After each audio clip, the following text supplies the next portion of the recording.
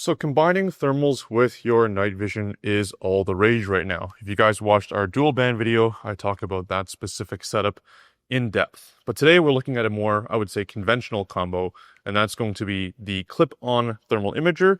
As you can see, I have some sitting on these Manticore polymers right now, and how this might be the best upgrade for any night vision device. So join us today as we go through all things COTI and how to integrate it best with your existing system.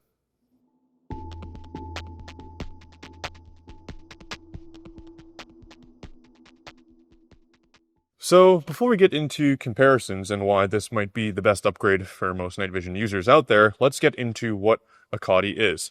So first off, the reason why I call this the best upgrade for most night vision users out there is because you generally do need an existing night vision device to clip a COTI onto. In this case, we're looking at the Jerry C Pro for this video, and then it basically projects a thermal image that it gathers from this lens into your host night vision device, and you get a true overlaid thermal experience. The reason why this is so effective is because it adds a whole new spectrum and way of seeing to your night vision device. Now, earlier on, I talked about the dual band setup and how that works. The COTI is going to be a far more user-friendly and integrated experience than a dual band device because it's literally made to be used with night vision. Because of that, you're going to need a lot less training time, and you're going to need a lot less time to get used to the image that it produces. So let's get more into the topic of the video, and that's why is the COTI the best upgrade for your night vision device? Now, when we talk about upgrades for your night vision device, a lot of people think in terms of housings, tube, and glass. So they might upgrade their housing to a housing with more features, or they might upgrade from, let's say, a mono like this PVS-14 to a bino. They might upgrade their tube to one with higher FOM, higher SNR, higher resolution, to whatever characteristics they need so they get a clear image, or they might upgrade their glass to get different characteristics for all my glass connoisseurs out there. These are all awesome upgrades, and yes, they do have tangible effects. I would be lying if I said they didn't.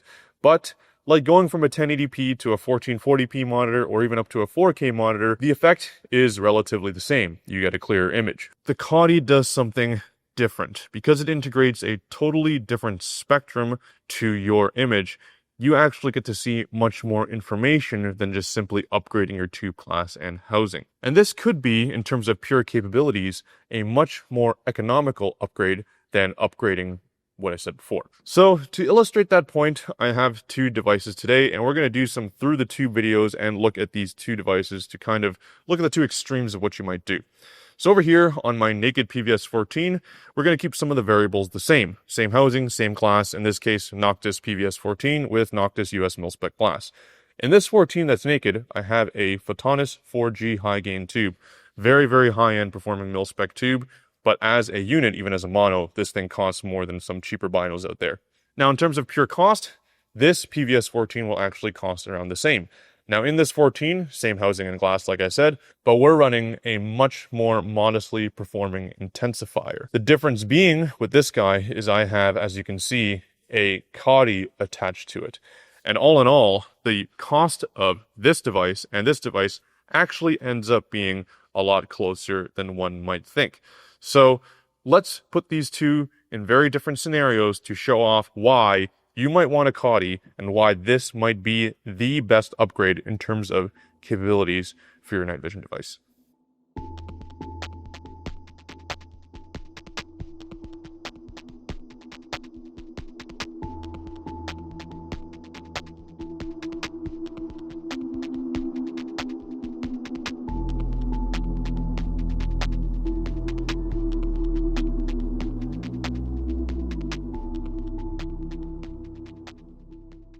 We're starting off the first scene here with a photonic barrier test. So we have a light coming in from the side where the whiteboard is. So that way it's shining across and making the room much darker than it actually appears to be. With nods, they kind of work like your eyes. Seeing into areas of darkness in areas of light is going to be a lot harder. With the COTI, because it highlights thermal signatures, you can actually see the person in the room a lot easier. And this can be made much more apparent when the signal is taken away from the COTI. I just close it up and then I bring it back over here. My camera guy is much more visible with the COTI than without. I repeated this test by us switching places. Now I'm in the room sitting down, my head down, as if I was like a missing person or someone like that, someone that went into hiding. And As you can see with the COTI, especially in the area with the boxes where it's really, really dark, it's so much easier to see it with the COTI and a lower end device than it is with a high end device and no thermal. So this just goes to show how important it is to start integrating thermal into your systems for maximum detection capabilities regardless of your tube choice. Here's another indoor interesting test. So we put some fabric in front of our gear cage. This is just a bunch of BDUs that we use for photography. And then we have a person stand behind it. And because you're wearing clothes, you kind of do blend in to this urban scenario where you have lots of fabrics, you have things like that breaking up your signature. Whereas with the COTI, of course, you can see through that grate no problem. And that person is very, very easily seen even through these fabrics. In a probably more niche case scenario, COTIs can see through thin fabrics. This is how they see the thermal signature basically through your clothing. So if you're wearing a BDU or whatever, even if it is a thermal resistant layer, eventually because you give off heat, it will get warm and you will be able to see a person.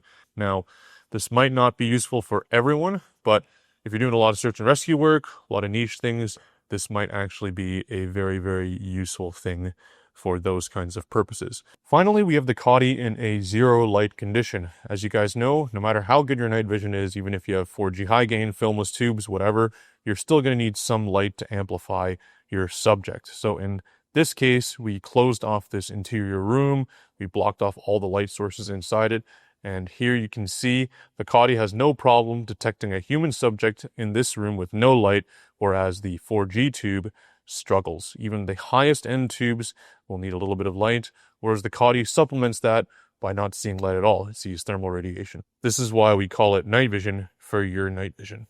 Going back to an earlier topic, what I really like about the COTI is the amount of context and information it gives you in a scene. So in this case, I'm taking off a BDU and a hat, and I'm putting it on a clothes hanger. And there's going to be a lot of clothes on this rack over here.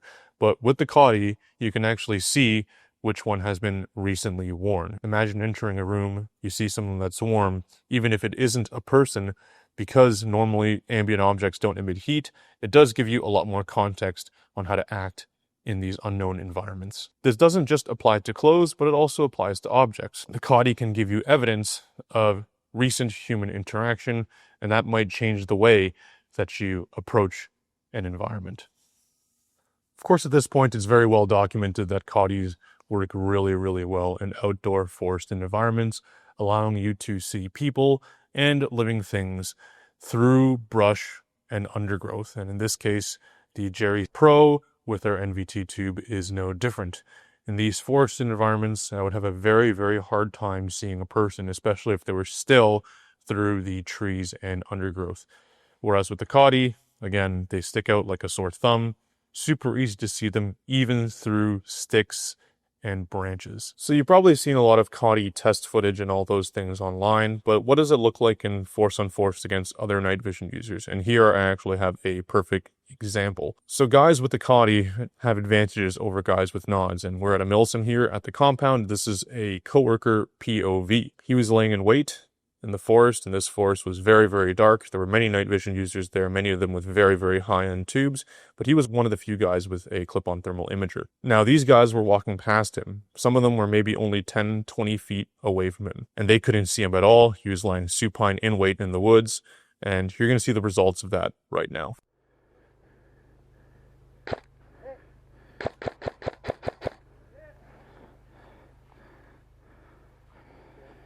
Thanks, man.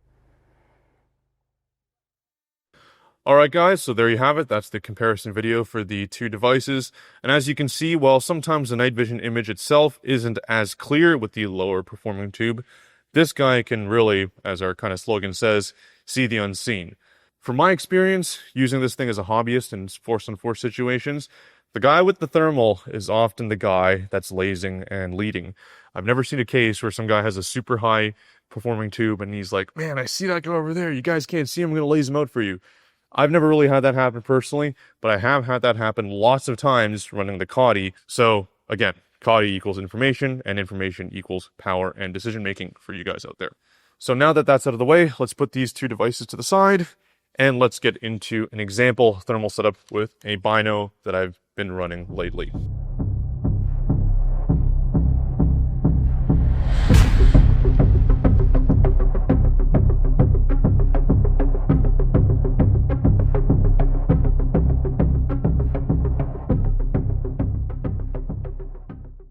So Bino is going to be a Manticore polymer.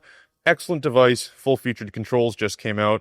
Really great stuff from Nocturne. Not really much to say. If you guys want to learn more about this, watch my original Manticore R review. It's the same thing, but nylon lighter. Realistically, around the same durability, lower cost. Excellent device out there. This guy is running RPO glass with actually very similar tubes to the budget device that I was showing off earlier. Now, of course, you've got all the money in the world. You'd probably combine this with like 4G tubes and the COTI, but that's not the case for most people or units. So it's often about getting the most for how much you can comfortably pay.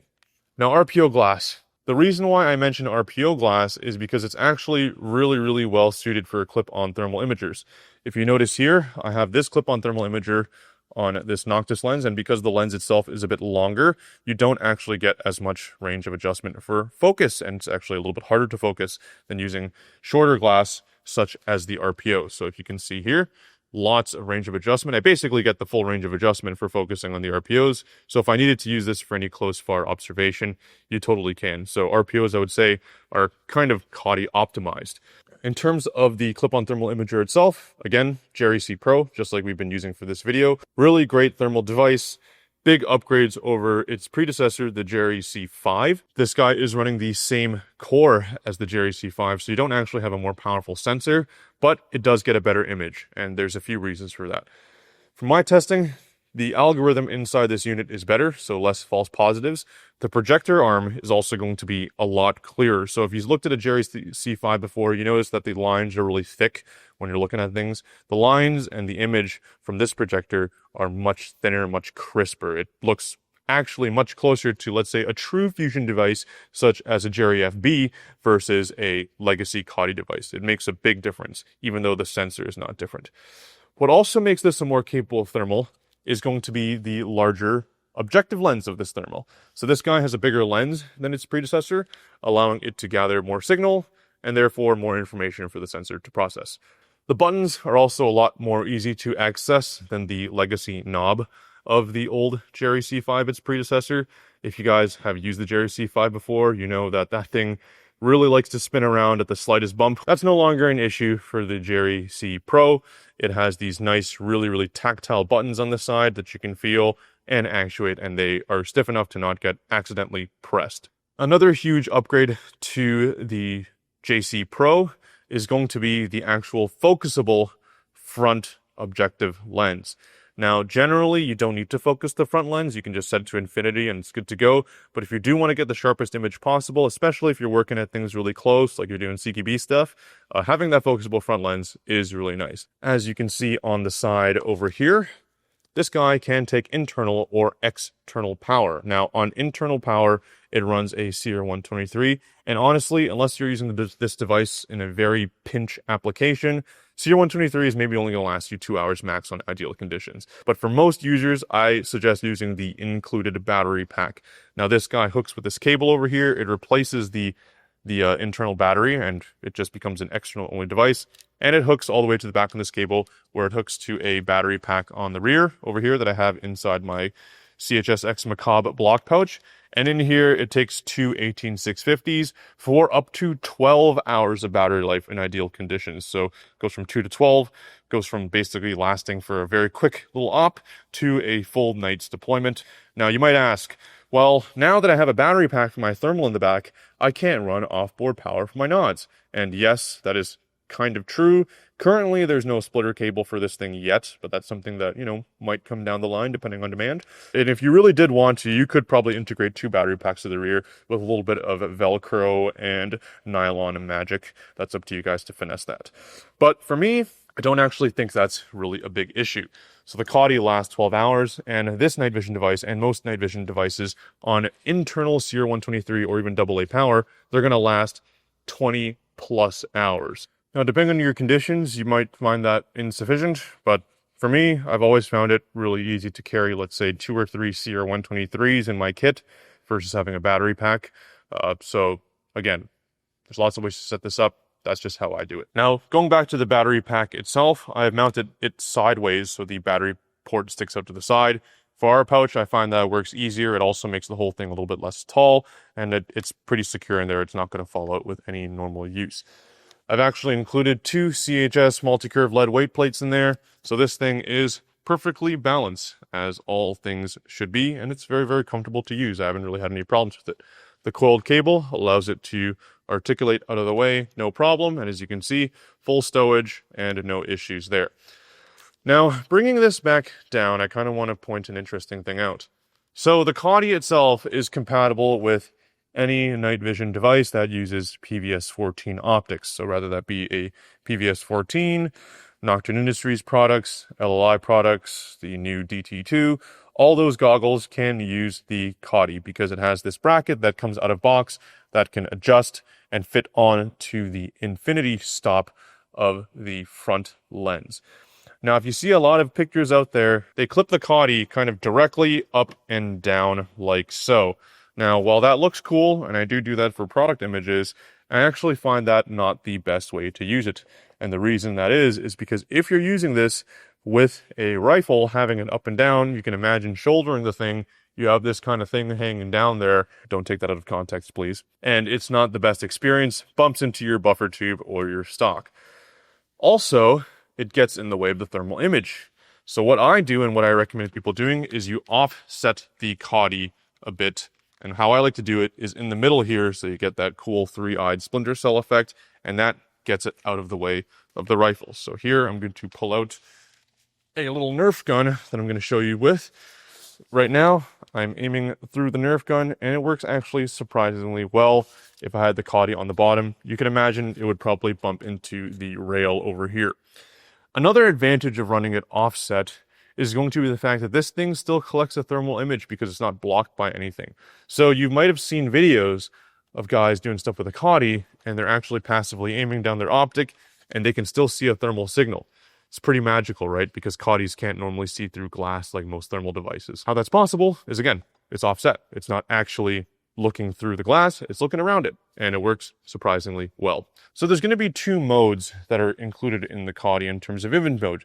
There's going to be just a normal highlight mode, and this is very similar to your other thermal imagers out there, and there's going to be an outline mode, which is the cool looking mode, and that one looks like the Halo ODST visor. For highlight mode, because it highlights the entire subject, the effect of that is it's going to be a bit more sensitive than the outline mode. So if you do want to focus on max sensitivity, I would put it on the highlight mode. The outline mode is going to be less visually distracting and a little bit easier to use. Now I say this because a lot of people think you can just slap the COTI on and it works and it's magic and all that stuff.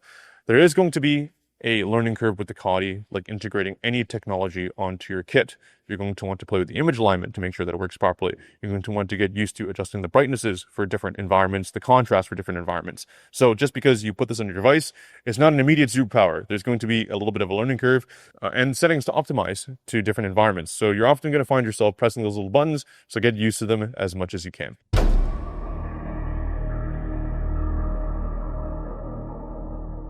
So all that being said, is the COTI going to be the device for you? And I think if you are a professional user or if you're doing a lot of force-on-force stuff, honestly, the COTI is one of the best upgrades for your night vision device, regardless of what kind of device or tubes that you have, as long as it's compatible. Now, while it doesn't add direct clarity and things like that to your image that a better device or tubes would get you, it does add a lot more information that you normally would not be able to see, allowing you to take on various scenarios with a lot more knowledge and power. So for me, the COTI is a huge game changer and why I recommend it to any night vision user that's looking to visually augment their setup. So there you have it, guys. All this and more available at Cold Harbor Supply. We just got these Jerry C Pros in and they're selling really fast. So if you guys have a chance, pick up yours as soon as possible. And with that, see you on the next one, everybody, and stay safe out there.